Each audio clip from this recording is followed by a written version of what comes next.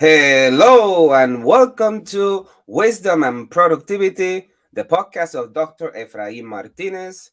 I am a principal in search of wisdom, and I have found productivity to be a great tool for success. Today, I have the great and distinguished honor to interview David Frangiosa, who is a high school teacher in Maywood, New Jersey. He is the author of Going Gradeless and host of the podcast From Earning to Learning. David Frangiosa, who are you? Well, first, thanks for having me. And Pleasure. I mean, to answer that question, I guess I'd have to say, what situation am I in, right? Because I think Mm, that's all of us. Like, we're different things to different people. I mean, yes. a husband, a father, a teacher, a friend, right? So different roles in all of those aspects of my life. So, I mean, I guess who I am, I'm loyal. I'm determined. Um, I'm constantly looking to improve, understanding that I'm a flawed person, and everybody is. As long as we recognize that, and when one of those situations occur, we own it, learn from it, and don't do it again. So that kind of, in a nutshell, is who I am. Thank you so much for the listeners of the show. David and I met in a Teach Better conference, and I met him in a time of crisis. So picture this: I go to a podcast, well, a conference specifically to podcasts, and I forget my microphone. So I was assuming the absolute worst, that I was not going to be able to podcast at all. And out of the blue, David comes out and says, "Hey, I have something for you." So I will forever be his friend. David, thank you so much. So, can you walk us through your professional trajectory up to this point? So I wasn't always a teacher, and I didn't go to school to be a teacher. So when people say it's a calling, or it wasn't for me.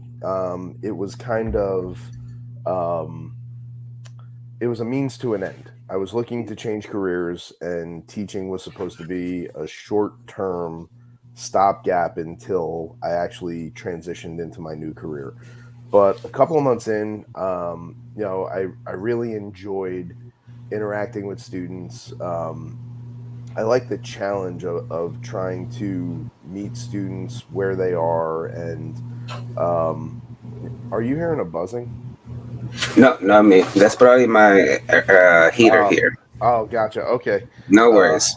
um, yeah. So I like the challenge of meeting students where they are, and every day was different. And so I decided that I was going to stop that transition into the new profession. And 17 years later, I'm still teaching.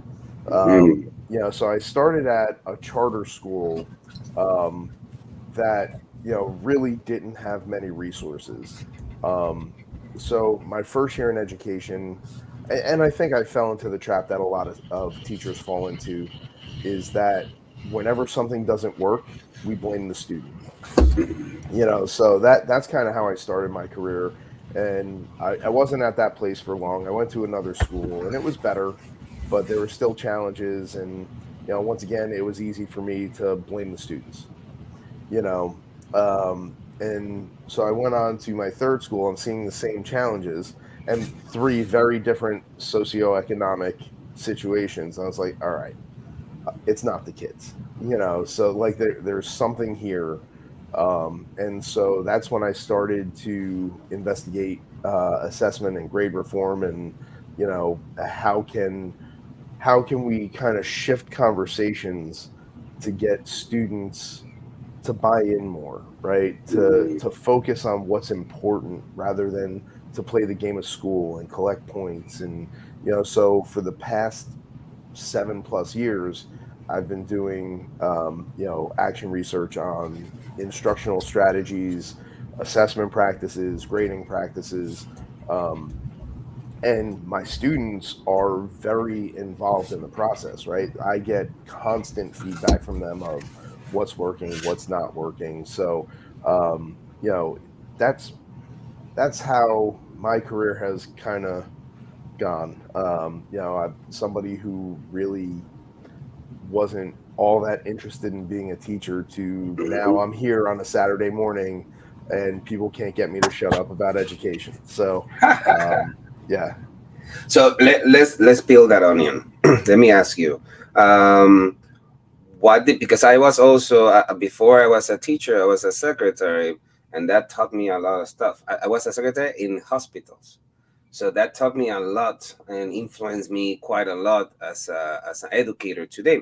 What did you do before, and how? What would you say? How does that influence you in your profession as a teacher? So I was actually a chiropractor before I went into education. So I had tons of science classes and nothing about my education to get to that point or like what I experienced in practice reflected what's happening in schools. You know, Mm, so um, you know, the knowledge that I had didn't translate once I got into my practice, right? So troubleshooting, critical thinking, all of those things became so much more important rather than me knowing a textbook answer to okay, if here's your list of symptoms, what is it? You know, so like you can memorize all that stuff, but when you have a patient that's coming in that doesn't present in a typical way, and it's just like, wait a second, the textbook says it should be this. Well, the textbook only covers 51%. Like that's what mm, textbook normal is, right? So mhm. 49% is going to be something that you've never seen. So you got to go through this whole process of taking in information, analyzing that information. Okay, what do I do next? And it's all critical thinking, and you can't memorize that, right? You have to think on your feet, and it's skill based, right? What tools do I have in my toolbox, and how can I implement them in the most effective, efficient way?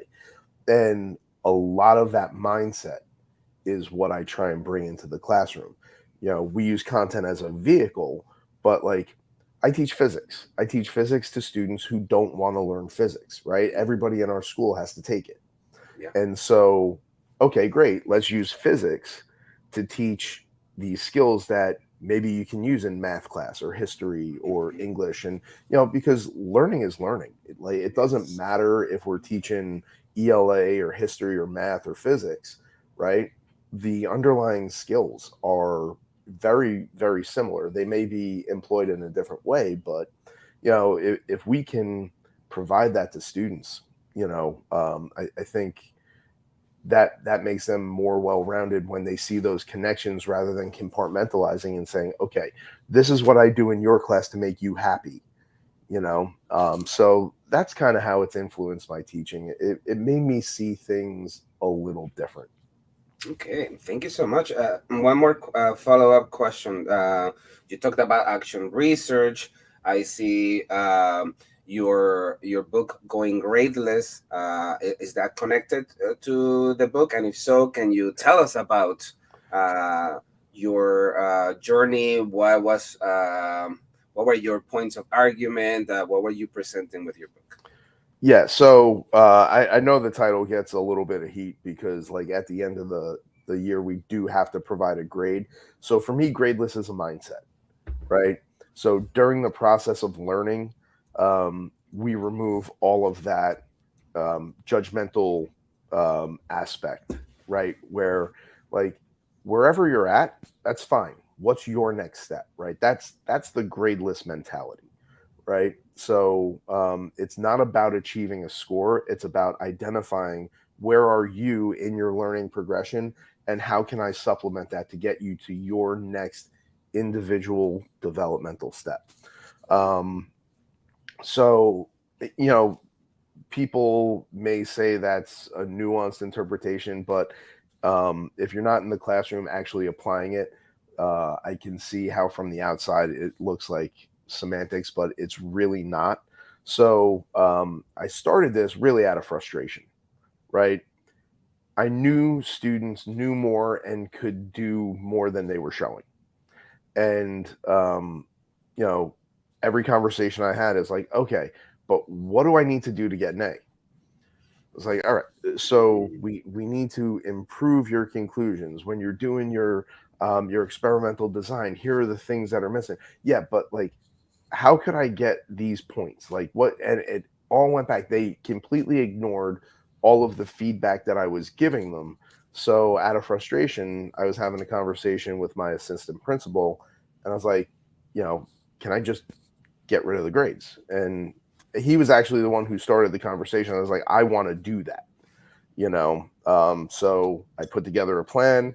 I ran it by him. I ran it by my supervisor, director of curriculum, superintendent, um, and they're all just like, okay, cool. Looks like you got everything covered. Just understand if it doesn't work, it needs to change. I was like, yeah, Mhm. I'm totally fine with that. And so that's how it started. And I saw some interesting things. So it didn't start as this altruistic, like, I'm here to help students do like these great things. It started out of frustration and how do I make my job easier? Mhm. And, I saw some very interesting things. Students who didn't participate in class, who left and weren't even present in class on test days, who were absent, that stuff started to go away. you know they were participating more. They weren't leaving for the bathroom and coming back 45 minutes later. Test days weren't mass absences. And so I was like, okay. And so I started asking them, like, why? Right? What's the difference? The class isn't any different other than I'm just not giving points anymore. You're getting comments instead. And now, obviously, in the beginning, nothing's perfect. And Of course. um, this was far from a great model, but like those positive things, so I have to do more. I Okay. have to make this viable.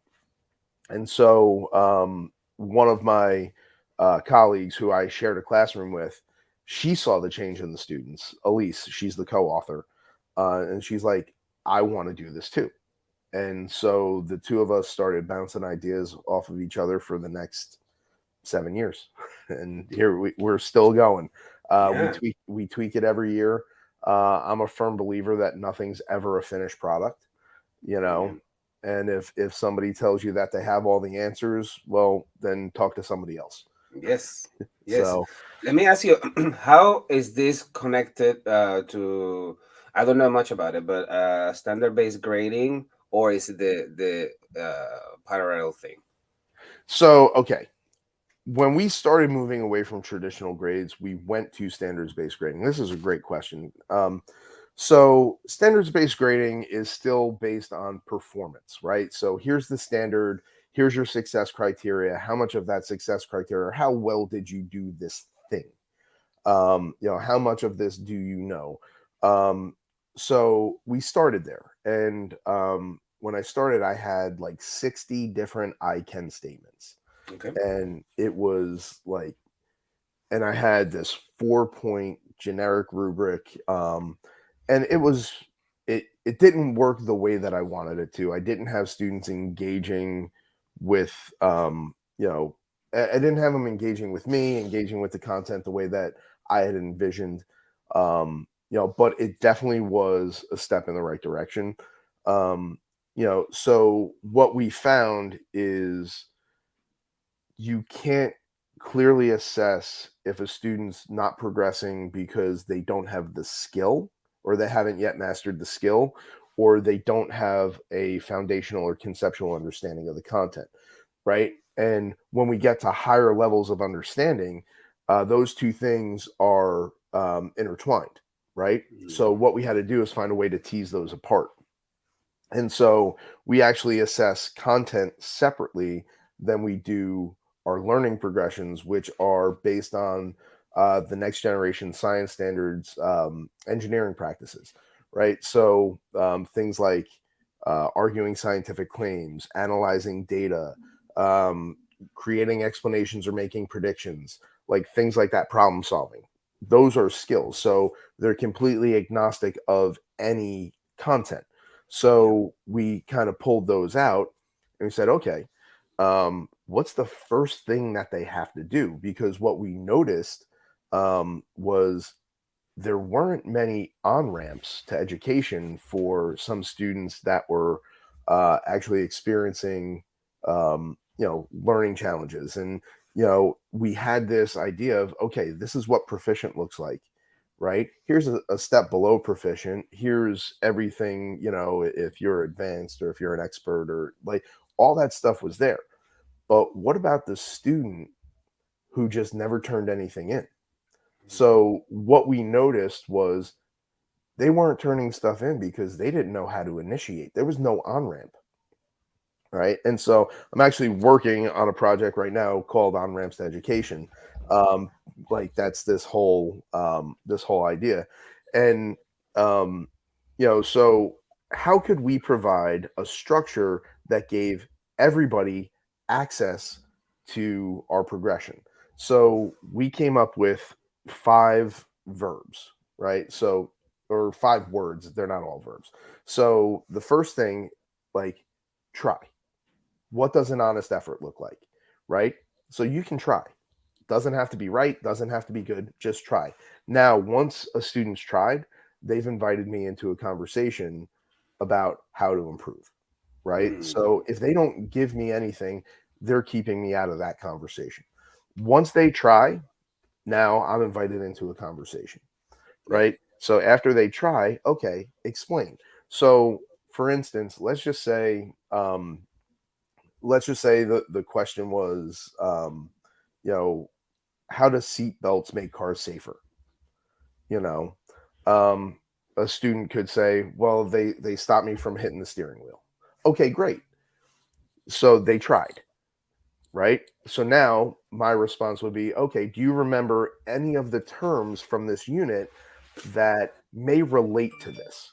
And at that point, now I'm assessing them, right? And I, Mm. I can see, okay, so here there's not the foundational understanding. So we need to go in this direction. Or they can say, oh, yeah, it was this, that, the other. Okay, next time, just include things like that. It'll make your explanation even stronger, Right. right? Mhm. And so if they're saying that, then I say, okay, so you mentioned the terms. What does that term mean? Could you define it for me? Right. And so we're working from a strengths based perspective.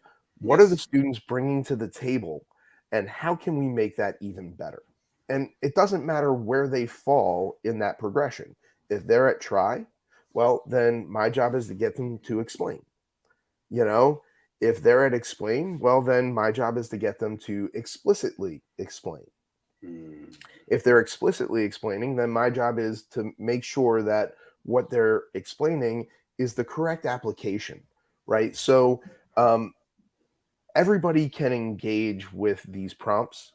And so it's no longer differentiating what students are actually doing in the classroom. Our differentiation comes from the conversations that we have and just saying, okay, here's what you individually need to get to your next developmental level.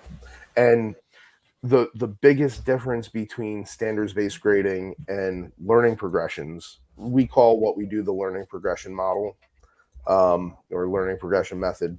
Um, so the biggest difference is they have preset criteria that, like, okay, this is a 4 and a 4 is good.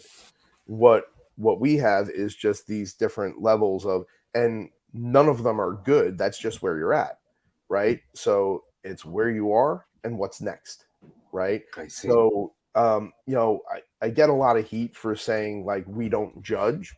Like when I say judge, I'm not talking about like, I assess, I understand where you are, right? So those are things that you can do. It's not my interpretation of, all right, you tried, right? That's obvious, right? You wrote words that were relevant to this unit. That's obvious, right? So that's not my interpretation of it. Yeah. Where you fall on that is not good or bad. It just is. All right. And Mm. then our job becomes what's next. Yes. And I think that's one of the biggest differences is, Hmm. there's certain criteria in standards based grading that's the ideal. That's what we're striving for, For Mm. us, the mindset is we'll meet you where you are, and and I know this is going to rub some standards based grading people the wrong Yeah. way, Yeah. um, but like that's not nuance, right? That's a difference. That is a difference in mindset. It's a difference in approach. It's a difference in conversation. So I think Mm. it's a really important conversation to have. Yes. But it's challenging. So we have to change the way that we think of the classroom, right? And standards based grading was a nice easy transition for me because it let me keep some control, right? It let me keep power in the classroom. In this model now, I'm okay with giving up power, right? Yes. Sharing power with the students, and Mhm. so it's not about me, it's about them and what they need. So, and I think those are probably the biggest differences, if that makes sense. Thank you. I no, absolutely, and I think that when you think innovative, there's always going to be some failures. In big part because the education system is designed to meet the needs of a company that publishes a book, and everybody has to be learning according to that book rather than focusing on the student. So I commend you for that. Let me ask you one more question. Now we're both parents, and I'm sure we're always thinking, "Oh my goodness, where is my kid going to college? Where are they going to study? I hope they study something that is going to give them a good job." How do we get more children into STEM fields? Oof. You know what? If I could answer that question, I'd be rich. Uh, um, you know But what? if you could like do things, what will it take? Because AI, the advances in technology, I mean, the the fields of careers are going to be so different in 5, 10, 15 years, and I right. completely agree. So now I would say don't ever tell somebody they are not a math or science person or that you are not a math or science person, right? Anybody can do math, anybody can do science. And I think a lot of times it's self fulfilling prophecy. That's hard, Mhm. that's scary. And so people kind of steer away from it. Now, I think, for me, I have an 8-year-old daughter who absolutely loves science. And I had the opportunity to take a trip, actually out in your area. Um, we went to New Trier, visited New Mm. Trier High School, and they have an amazing engineering program, and they have seniors as their TAs, and fabulous young woman. I forget her name. It was like 7 years ago that I went there.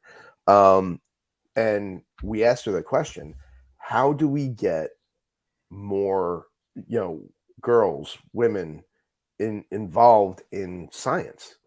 And she said she did her senior project. She wrote like you know a 10-page like senior project on that Mhm. exact thing, and her findings were um, female interest um, in science is directly related to if they have a family member in science.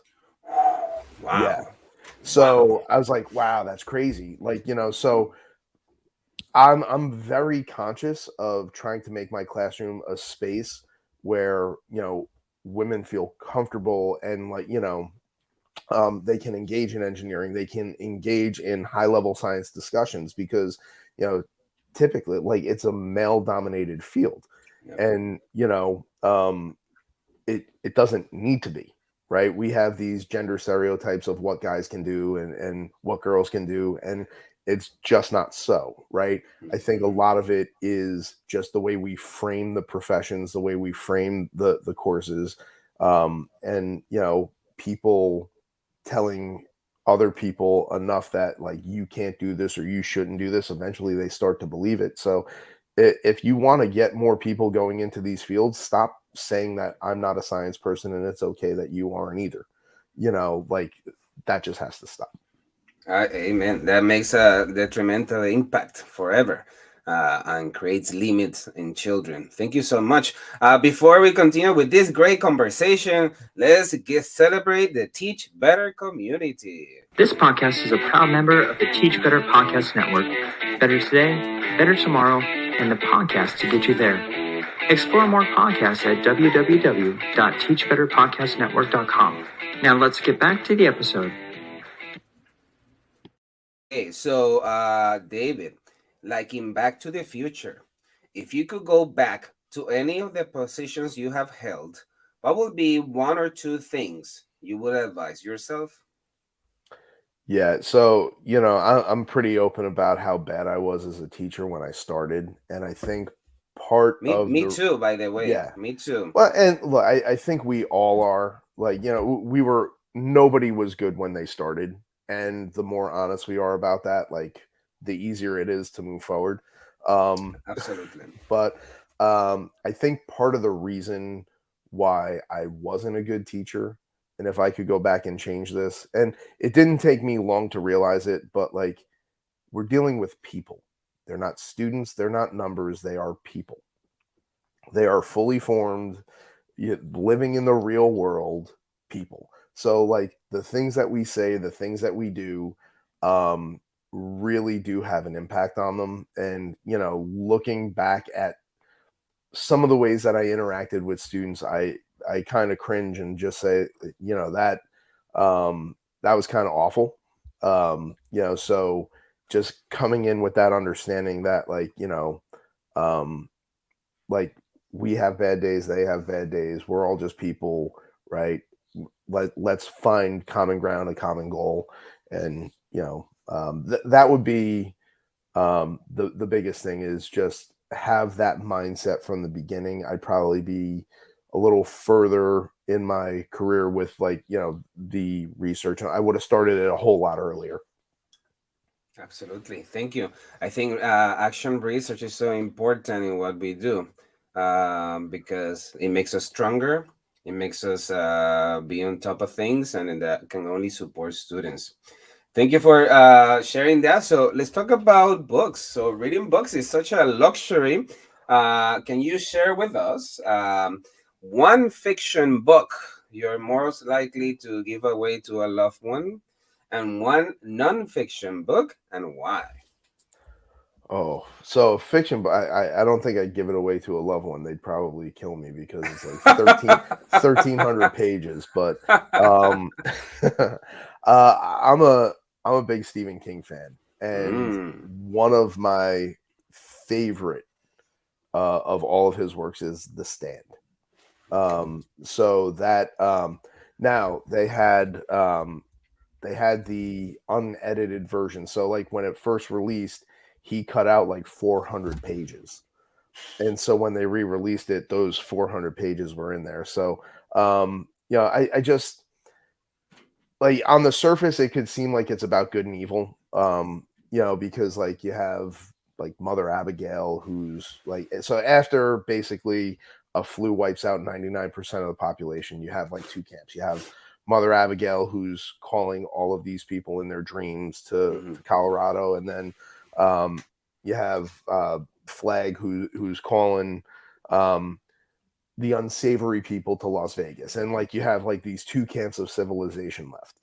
And so on the surface it could seem like it's good and evil. I look at it more like internal struggle, I right? see. Like so it's not um it's not good and evil battling. It's like us internally looking at like I mean when you if you read it, there's just so many layers to it, and I just think it's so well done. Yeah, And that's there's Stephen King. Did you read the book before they added the 400 pages, or both? no, because that was first released in the 70s. So Got it, I got think it it. was So the you late read the 70s. post. So yeah, like I mean, I started getting into Stephen King when I was in high school, and Okay. so that was right about I think 1991 was when they released Hmm. the with the 400 pages, and that was like my freshman year in high school. I see. So I see. but like I read all of his stuff, and Awesome. it was just great. And now I've watched every adaptation and just like I compare them to the book and so it was for me one of his best works, and that's probably the fiction that I like the Okay. most. So And the nonfiction? oh, nonfiction. I read obviously a ton of education stuff. Um, the I would say probably the most accessible and impactful book that somebody could read is Troublemakers by Carla Shalabi. It's wonderfully done. It's a case study that follows, four students throughout an entire year of school, both in school and at home. So you get to see a picture of the whole child, and it's um, it's wonderful. And it's first graders, and so you think that it doesn't apply, but like when you look at the way that we engage with students and we discipline students, mostly through like exclusion, and it does a really good job of kind of laying out how even progressive educators marginalize some kids. So I it's easy to read. She's a fantastic storyteller. So that would be the first one that I would Comes to recommend. mind. Yeah, Okay, thank you so much for sharing that. I think the talent is in telling the story. Thank you so much. I appreciate it. So, a broad question: who do you learn from? everybody I interact with. I mean, that's um, if we're not learning from everybody around us, I think we're doing it wrong. I it depends on the situation, right? Like same thing I was saying before. I learn from my kids. I learn from my wife. I learn from the custodians at school. I learn from my students. I learn from everybody that I interact with. You know, there's there's something of value that everybody brings to the table that I have not had experience with, whether that be their culture, whether that be their interests or profession, or um, you know, uh, if I'm not like, there's certain things I'm an expert in those situations, I will take the lead. Every other situation, I'm going to ask a ton of questions, and I don't care who it is. Like, last year I was trying to learn this like 3D modeling program, and one of my students is like a whiz in it. Like he can do everything. And so like, I'd start class by like asking him questions. How do I do this? How do I do like, and the students were just like, wait a second, the students teaching the teacher. I was like, every situation, like everybody's a student, like so. Um, it doesn't matter, right?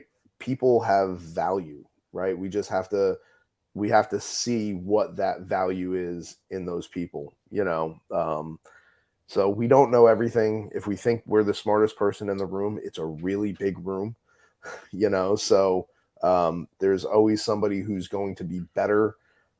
There's always somebody who's going to know more, and I think if we recognize that and just listen, we learn from everybody. In terms of education, my students have taught me more about how to teach than any book that I've ever read. Any um, survey, right? yeah, yeah, um, but like, just meeting you and meeting the people at the conference and listening to podcasts, and like there's so many people that I learn from, and it's just like, oh, you know what, I never looked at it that way, or I didn't even think about that. And so yeah, we just have to be willing to, and we can learn from anybody. Beautiful. I wanted to praise you when you tell students that you're learning from someone in the classroom. The level of confidence that you teach that child that they're capable of teaching or teaching something new to the teacher, that's like a lifelong impact. So thank you so much for sharing that.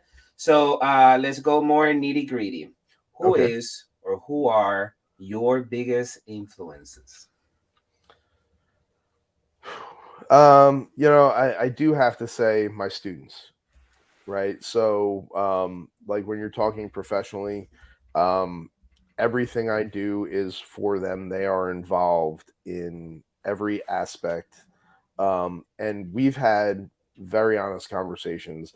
Like, they tell me what they'd like to see happen in the classroom. We conference probably like 4 times a year. They have like multiple surveys. Like, I talk to them every day in like these informal conferences, just asking about like, what's working for them, what would they like to see, you know, and if it's things that I can change, I do. If it's not something I can change, I now need to kind of verbalize why. So it really does help me um, keep interrogating my own practice and, just kind of like seeing, all right, is what I'm doing in line with my goals? So um, they're a big influence for me. Obviously, my wife, like she's an educator as well. She's my first sounding board. Like before I spit a crazy idea out to everybody else, she's heard it for like 3 months. So I like know she, that feeling. yeah, yeah. So she deals with my crazy, but that so she's definitely one. And then I have to say, my co-author Elise, like we we shared a room for 7 years.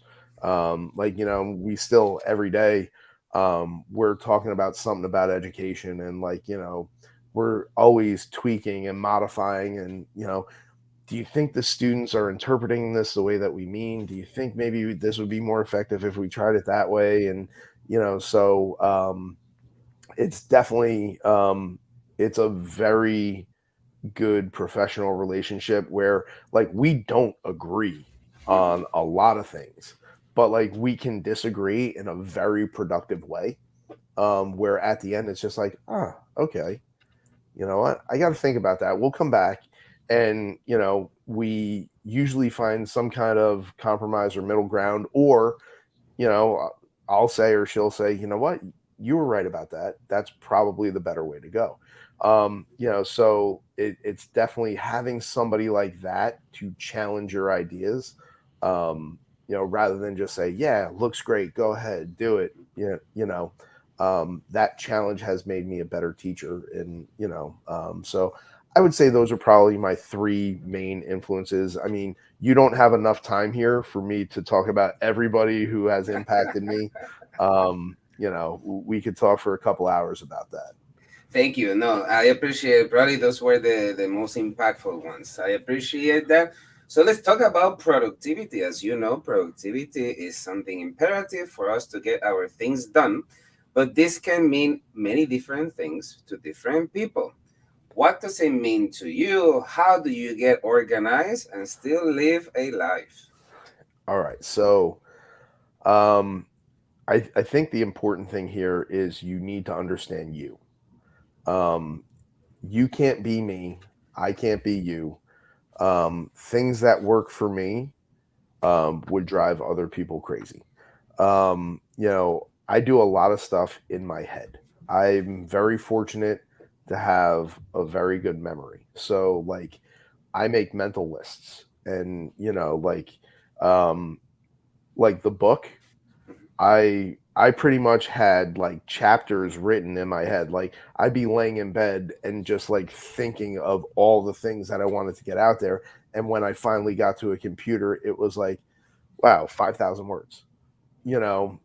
because they were all in my head. So like, Yeah. you know, that works for me. Now, um, if you email me and it needs a response, it will happen within 5 minutes, because if it doesn't happen within that 5 minutes, it will never happen. And I know that about me. So like I do those things kind of right away, because I know like um my brain never stops working. So like I'm thinking about something. That email isn't going to be what I'm thinking about. So Yeah. like, I make sure things like that are done. And it's not me like trying to be prompt. It's I know that I'll I just won't do it. So Yes. and so that's really the key is knowing yourself and finding what works. Um, you know, like the process for the book once I got going, and I knew like so for me when I wind down, I have probably my best thoughts at night right before I fall asleep. Mm. So my process for the book was I set aside 2 hours every morning. So when I woke up, I just wrote for 2 hours, you know. So whatever Did you ever happened. get stuck? Did you ever get like, oh my goodness, I don't know what else to say? Or did you write for like 2 hours, whatever came out? Oh, so yeah, pretty much I had quite the opposite. Like when I write, I don't edit. I don't. Just do It's it. just like it's stream of consciousness, right? Here are all my thoughts, and I go back later and say, "Wow, that was nonsense," right? Like so, I'll edit it after, and I Yes. think when you get writer's block, you're trying to be perfect on the first pass, So for me, like I don't even know what I'm writing. Like I'm just getting ideas out there. Like if you ask me what happened, like a paragraph before, I couldn't even tell you. I'm just getting it all out, and Yeah. it might be out of order. Grammatically, it's definitely a mess. But it's just get the ideas there, refine them later. So Yes. that's kind of my process for writing. And what I will tell you though is I've written a lot, and now the edits are fewer and fewer because just like anything else, practice. I wasn't a writer. I didn't want to be a writer. I didn't go out and say one of my goals as an educator is to write a book. Yeah. I want to teach. That's it. Like I want to be in the classroom. I'm not looking to be an administrator. I'm not looking to leave the classroom. But we had some ideas that I thought were just too important not to share. um, so I started writing blogs. I started writing, I started taking notes Hmm. on what was happening in the classroom. So the action research was just kind of happening. It wasn't a plan. Um, and then same thing, the book just kind of happened because I had, hundreds of pages of notes. I had surveys from almost 400 students. And, so it's like we got all this stuff, What we do but with them. yeah, let's format it and share it. And so yeah, that's my process. Yes. Find the times you're most productive. Working longer doesn't mean working better. um, you know so if you know that I'm great for 2 hours, then work for those 2 hours, because anything you do after that, you're going to get frustrated, right? And then that's going to taint tomorrow's 2 hours. Yes. So find your times of productivity, and don't try and do too much. Amen. So, for people who are in the trenches of, I want to publish a book, I want to write a book, I want to get it published, etc. What lessons did you learn, and what advice would you give to those? um it's an awesome experience. Like writing a book is really cool. Not for any recognition, but because you really have to interrogate your ideas and make sure you're communicating in a way that somebody who has never met you and has no context of what you do can understand your thoughts. So I think that part's pretty cool. Now, depending on where you go, like what publisher, if you're self-published, or if you're going with a big publisher or a smaller edu publisher, your experience is going to be very different. They're not all the same. So I was very fortunate. We signed a contract with Corwin, and we had a fantastic team that developed the book, right? Peer reviews, image editors, copy editors, so the whole process. We had the draft done in July. Mhm. It was published in March of the following year. Yeah, It you takes a know, while. it does, but I firmly believe it's a much better book because people said, well, I don't like this. This isn't clear, right? So you got to check your ego at the door, right? Like, you're putting ideas out there, people are going to react to them, you know, positively, negatively, you know, so like you just got to check your ego, because like it's not going to be all sunshine and rainbows. You're going to hear some hard things, and you're going to hear some things that maybe you don't agree with, and then you're going to hear some things that like you're just like, yeah, you know what, that really wasn't to the level that I want it to be. Mm, I need to improve that, or that didn't communicate my idea in the best way. I need to change the way that I'm explaining this. So that process is awesome. What I will say on the back end after, be ready to hustle. you know um, if you want people to read your book, it's on you, right? yes. um, I am terrible at self promotion. Like, I'll sit here, I'll talk to you about education all day, and like, I have some friends that like are podcasters, and they're like, mention your book. I was like, that's not what this is about. Like, I'm not here to, like, yeah, obviously I love everybody in education to buy my book, but like, what's more important to me is that people in education are moving towards policies that are positively impacting students.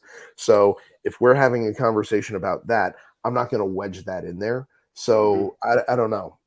It's a balance between, um, you know, making sure the ideas are heard and marketing yourself. Because I never want to come across as somebody who's doing it just to sell books, because that's not at all who I am or what I'm about. Um, but like, there has to be a level of that, because you put all the time into getting the ideas out there. What's the point if nobody's going to read them? Amen. So gotta Amen. hustle. Amen. Wait, I'm sending something to my children that is kind of urgent, the business. Yep, Um, they are number one. Absolutely. That's the good thing about doing it live also, that people get to see people as humans drinking coffee and chatting Yeah. in their sofa.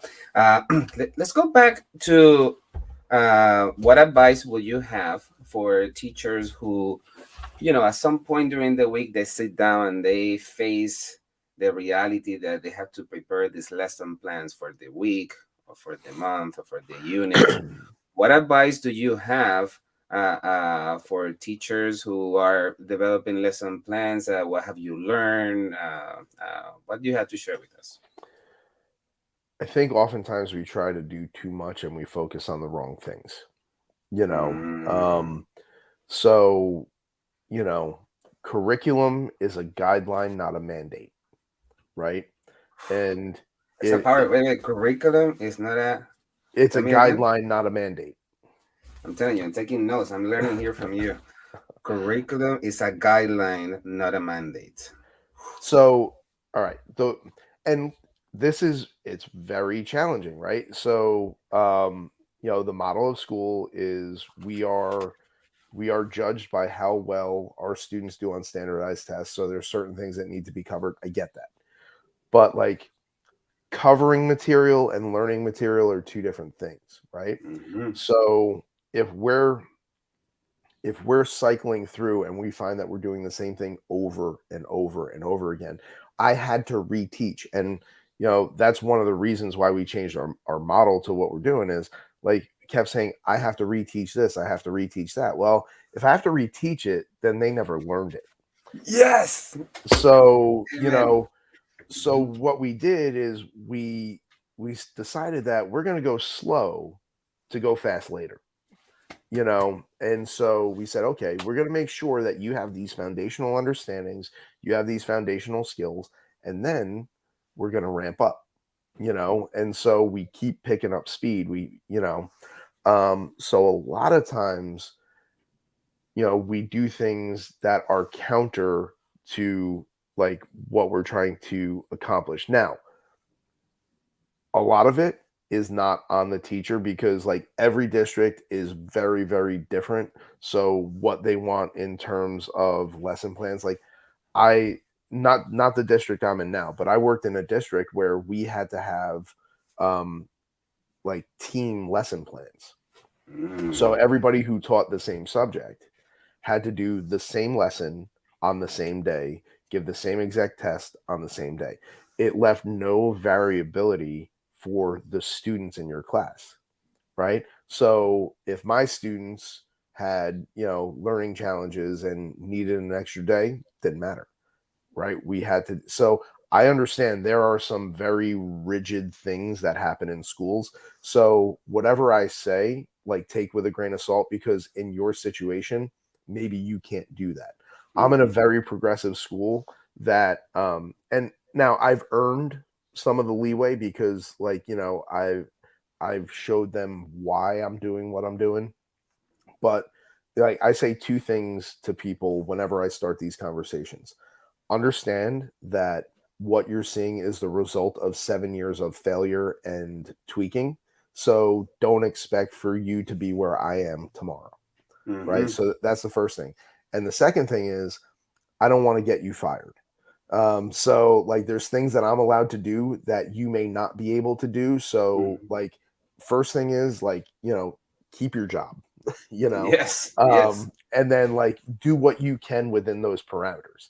So, when we're giving advice from, our perspective, our experience, understanding that like, some people are experiencing vastly different things and there are things that are out of their control. And like I get that, because I'm in New Jersey. We're talking to educators like all over the country and and maybe all over the world, right? So they're Mhm. experiencing different things. Yes. So they may listen to this and say, well, I can't do that. I get that, right? If you Mhm. can, or take aspects of what I'm saying and just like apply what you can when you can. um Beautiful.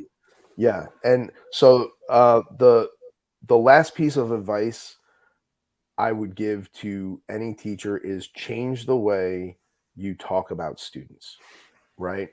So it doesn't matter where we are, doesn't matter what we do. We can change the way we talk about students, right? We Let's try not to put labels on them, right? Labels become self-fulfilling prophecies. You're told something enough, that's what you believe you are. So I don't use A student, D student, honor student, special ed student. They're students, right? They're students who receive, educational supports. They're students who happen to be in honors classes, right? I've eliminated words like cheating, right? So students aren't cheating; they're accessing additional support, right? Mhm. And Mhm. then we get to the question of, okay, why did you feel like you needed that additional support on this assessment, right? I try not to talk about weaknesses. We have areas of opportunity, we have areas for growth, right? So like it may sound hokey, but like the the way we frame things, the way we talk about things really makes a difference to the way students feel about it. And Mhm. another, I know we're not talking about books anymore, but another fantastic book is Emotions, Learning, and the Brain by Mary Helen Immordino Yang. And it does a fantastic job of laying out how emotion impacts learning, right? So these little changes make a huge difference, right? If we can make students feel safe, if we can make them feel valued, if we can make them feel heard, um, you know, it's going to go a long way into moving them towards learning, because they're not focused on, well, I don't feel like this is an environment where I can thrive, right? If they're feeling that way, I don't you could have the best lessons in the world, they're not going Mhm. to land. Mhm. It's how you make them feel. I appreciate that. Thank you so much. Great advice for any teacher out there who is figuring out, instead of freaking out about planning their lessons, to see the humanity of each child as they plan. Yeah. Thank you so much. Let's talk about your podcasting journey. How did you came up to create a podcast? What do you podcast about, and what have you learned? Yeah, so you can blame Chris Nessie and AJ Bianco because they're two other New Jersey educators. You may know Chris Nessie's House of Ed Tech. So like they kind of forced me to start a podcast.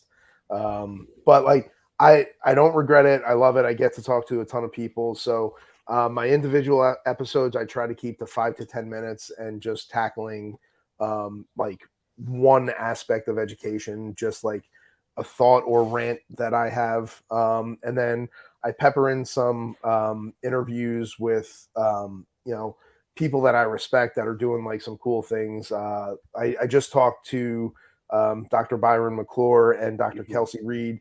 They're the co-authors of Hacking Deficit Thinking.